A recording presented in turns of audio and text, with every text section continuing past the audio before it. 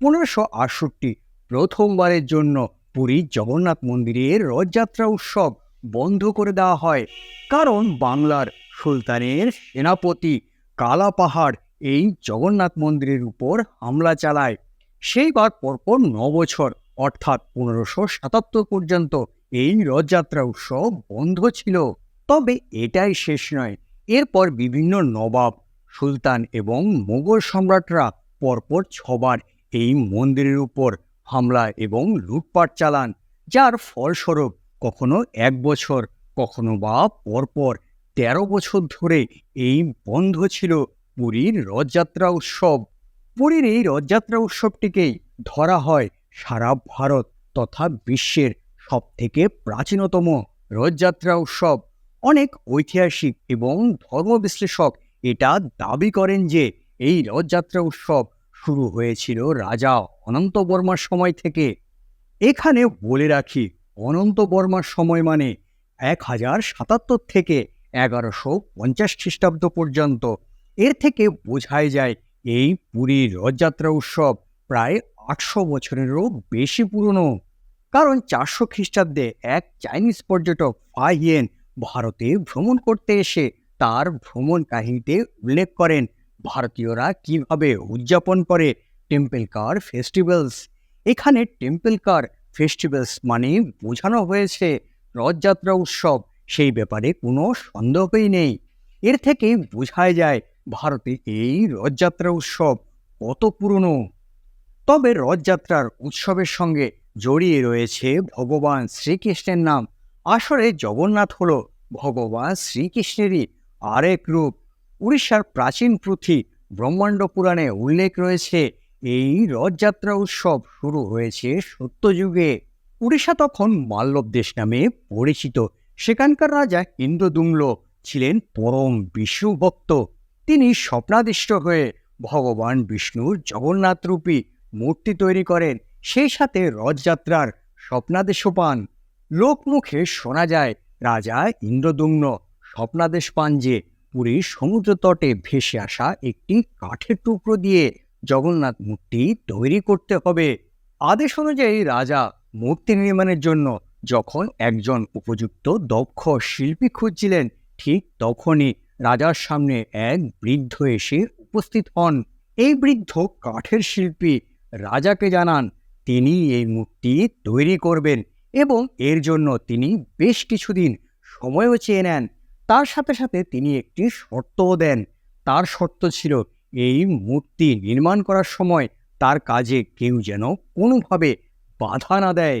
রাজার অনুমতি পাওয়ার সাথে সাথেই দরজার আড়ালে শুরু হলো এই কাষ্ঠমূর্তি নির্মাণের কাজ। রাজারানী সহ প্রাসাদের সকলেই এই মূর্তি নির্মাণের কাজে ব্যাপকভাবে কৌতূহলী হয়ে পড়েন। রানী প্রতিদিন বন্ধ দরজার বাইরে থেকে কান পেতে আওয়াজ শুনত, কিন্তু হঠাৎই একদিন সেই আওয়াজ বন্ধ হয়ে যায়। রানী কৌতূহল চেপে রাখতে না পেরে রাজাকে জানাতেই রাজা দরজা খুলে ভিতরে প্রবেশ করেন এবং দেখেন মূর্তি অসমাপ্ত, কিন্তু শিল্পী উধাও। অনেকে দাবি করেন এই রহস্যময় বৃদ্ধ কাষ্ঠশিল্পী হলেন স্বয়ং বিশ্বকর্মা। সে যাই হোক, 3টি অর্ধসমাপ্ত মূর্তি যার হাত এবং পা এখনো তৈরি হয়নি, এই দেখে রাজা মুষড়ে পড়েন। কাজে বাধা দানের জন্য রাজা অনুতাপ অনুভব করেন। তখন জগন্নাথ রাজা ইন্দ্রদুম্নকে আবারও স্বপ্নে দেখা দিয়ে বলেন আগে থেকে এইরকমই নির্ধারিত ছিল, তিনি এই রূপেই পূজিত হতে চান। আর এইভাবেই আবির্ভাব ঘটে জগন্নাথ দেবের। সেই থেকেই শুরু হয় পুজো এবং রথযাত্রা। হিন্দু ধর্ম মতে আরও একটি কাহিনী রয়েছে। পদ্মপুরাণ মতে একবার আদরের বোন সুভদ্রা তার দাদা বলরামের কাছে বায়না ধরেন বাইরে ঘুরতে যাওয়ার।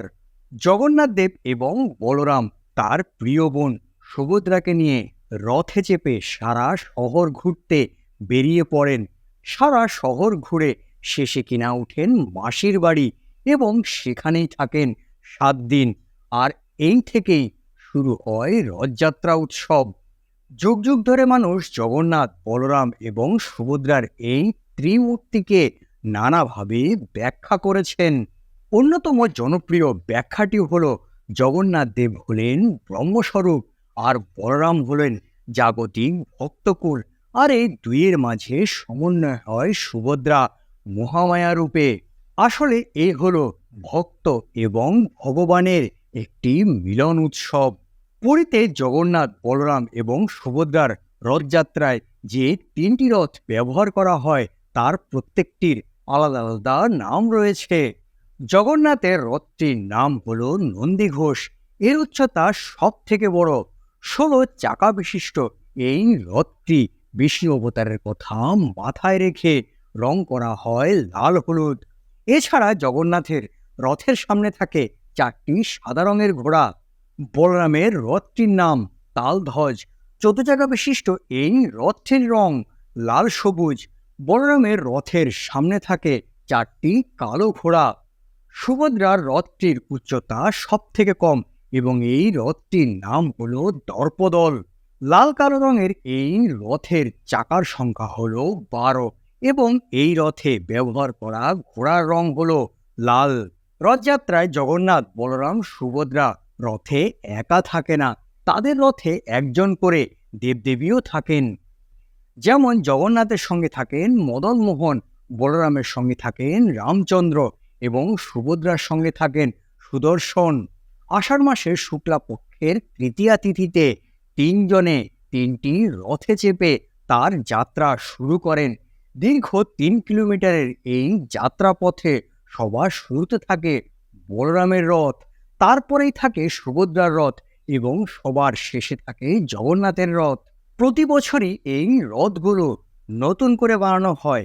একটা জিনিস জানলে অবাক হবেন, রথ তৈরিতে যে কাঠ ব্যবহার হয় তা কাটা হয় একটি সোনার কুঠার দিয়ে। এই রথযাত্রার জন্য রথ তৈরি করতে 2 মাস সময় লাগে, আর এই কাজ শুরু হয় অক্ষয় তৃতীয়ার দিন থেকেই। জঙ্গল থেকে কাঠ আনার জন্য মন্দির কমিটির লোকেরা বন বিভাগের কর্মকর্তাদের কাছে তথ্য পাঠায়। তারপর মন্দিরের পুরোহিতরা বনে গিয়ে সেই সমস্ত গাছগুলোকে পুজো করে যেগুলো কিনা এই রথ তৈরির জন্য নির্বাচিত হয়।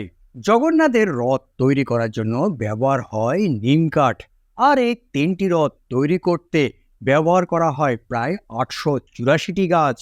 এখানে একটা মজার ব্যাপার হলো, এই রথ তৈরিতে কোনো রকমভাবে পেরেক বা কাটা কাঠ ব্যবহার হয় না। এছাড়া এই রথ তৈরির কারিগরদেরকেও বেশ কিছু ধর্মীয় নিয়মকানুন মেনে চলতে হয়, যার মধ্যে একটি অন্যতম হলো এই রথ তৈরির সময় রথ তৈরির কারিগরদের ব্রহ্মচর্য থাকা বাধ্যতামূলক। এই হলো পুরীর রথযাত্রা তথা রথযাত্রা উৎসব নিয়ে অল্প কিছু কথা। এই ভিডিওটি আপনাদের কেমন লেগেছে তা নিচে অবশ্যই কমেন্ট করে জানাবেন এবং সাবস্ক্রাইব করবেন আমার চ্যানেলটিকে।